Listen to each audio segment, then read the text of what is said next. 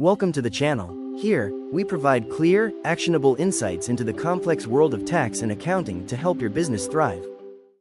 All right, let's get right into it. We're talking about a really critical update from the IRS, specifically for everyone affected by those devastating storms in Washington state. If you're trying to figure out what comes next, this is some essential info that can help with your financial recovery. You know, the severe storms, the wind, the flooding, it all started back on December 9th, 2025, and it has just created enormous challenges for so many communities. The path to getting back to normal is going to be long, and let's be honest, the last thing anyone wants to think about right now is paperwork and taxes. So, in the middle of all this, the big question is, what does this disaster actually mean for your tax situation with the IRS? It's a totally valid concern, and thankfully, the IRS has provided some clear answers and some pretty significant help. And here it is. This is the single most important date to burn into your memory, May 1st, 2026. The IRS has officially pushed back a whole bunch of federal tax filing and payment deadlines to this new date. It's a much-needed breathing room, for sure. Okay, so who exactly qualifies for this extension? It's not for everyone, it's targeted. So let's break down exactly which areas and which people are covered by this relief. The relief is automatic for individuals and businesses in these 17 counties that FEMA has officially marked as disaster areas. Let me just list them out for you.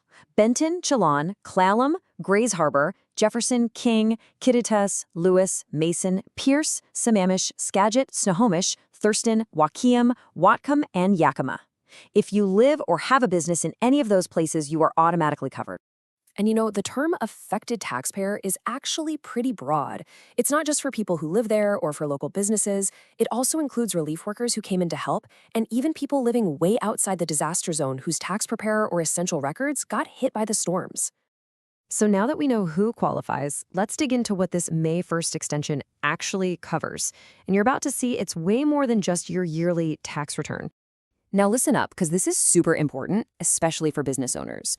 While most deadlines that fall in this window are pushed all the way to May 1st, 2026, there is one critical exception.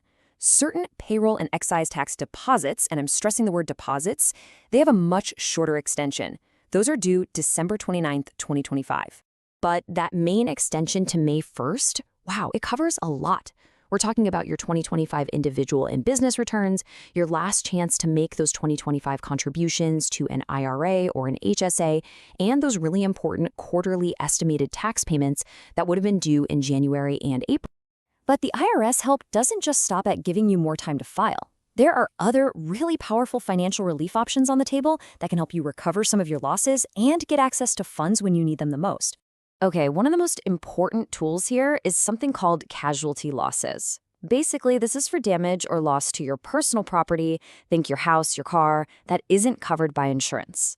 Claiming these losses can actually lower your tax bill in a big way.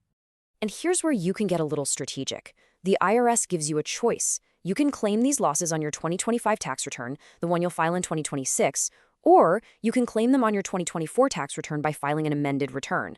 Now, why would you do that? Well, claiming it on the prior year's return could get you a refund in your hands much, much faster. Here's another vital option that has to do with your retirement savings. You know how normally, if you take money out of a 401k or an IRA before you're supposed to, you get hit with a nasty 10% penalty?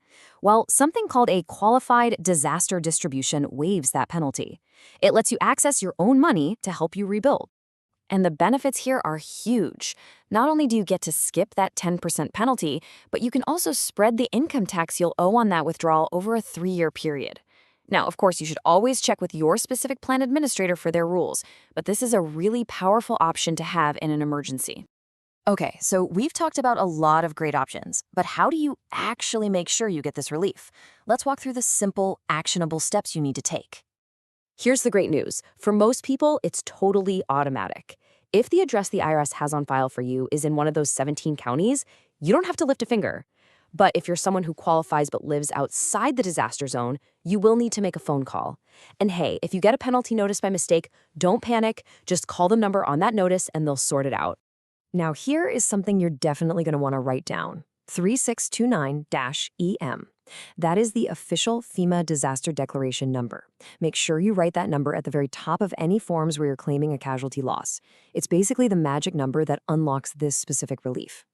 And for those of you who are eligible but live outside the designated counties, I'm talking to the relief workers, or maybe your tax preparer was in the disaster zone, you'll need to call the IRS Special Services line. That number is 866-562-5227, and you just tell them you need the relief applied to your account. And just to really hammer home that critical point we made a minute ago, here it is, straight from the IRS itself.